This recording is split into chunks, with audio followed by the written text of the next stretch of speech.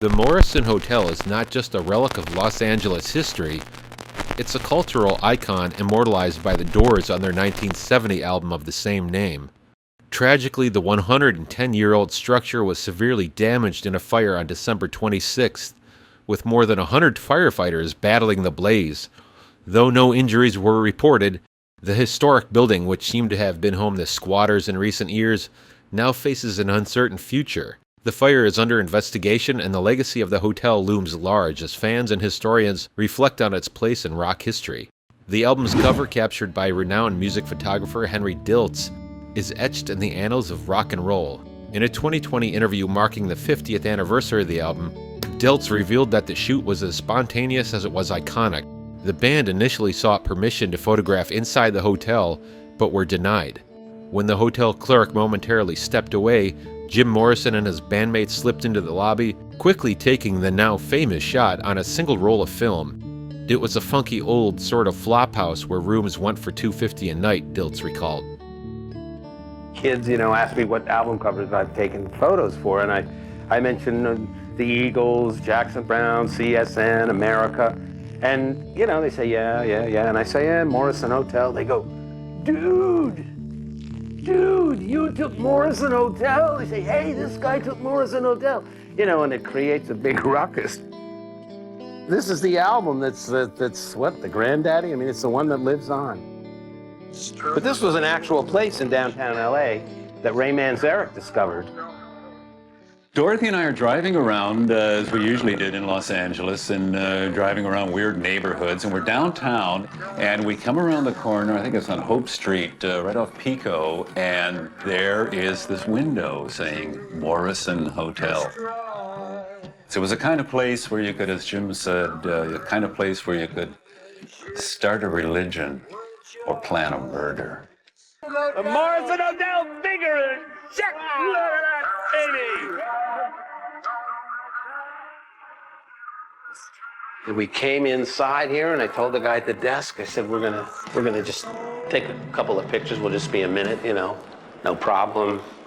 He said, oh, no. I said, you can't do that unless you have permission from the owner.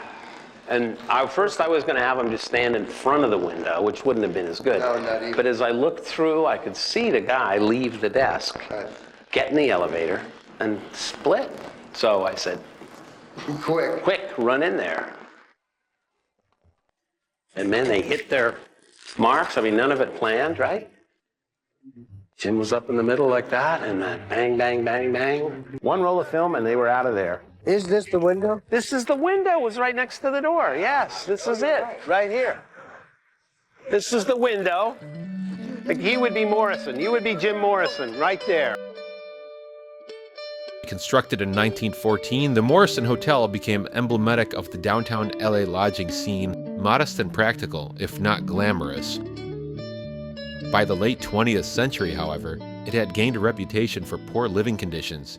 In 2004, tenants filed a lawsuit alleging exposure to mold, lead, and unsafe wiring. Plans to transform the structure into a luxury hotel fell through in 2022 when the developer defaulted on a loan, leaving the AIDS Healthcare Foundation to repurpose its low-income housing.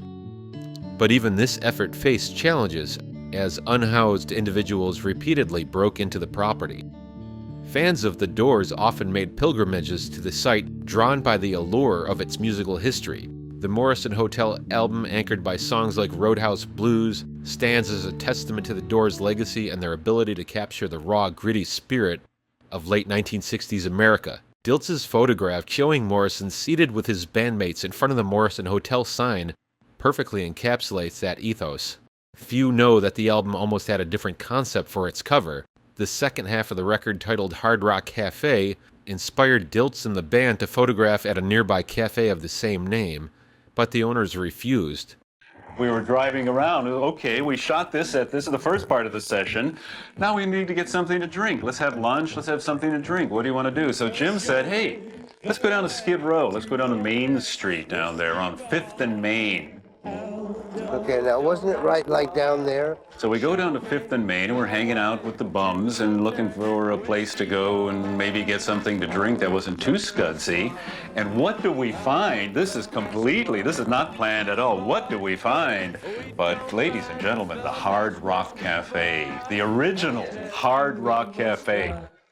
And we went in through the doorway and went into the inside to have a couple of beers. Yes. And here are the guys. The album is actually called Morrison Hotel Hard Rock Cafe. So side 1 takes place in the Morrison Hotel, and side 2 of the album takes place in the Hard Rock Cafe. And who knows what kind of things could go on in the Hard Rock Cafe. Here's where the Hard Rock Cafe was, right here where it's now a vacant lot. Yeah.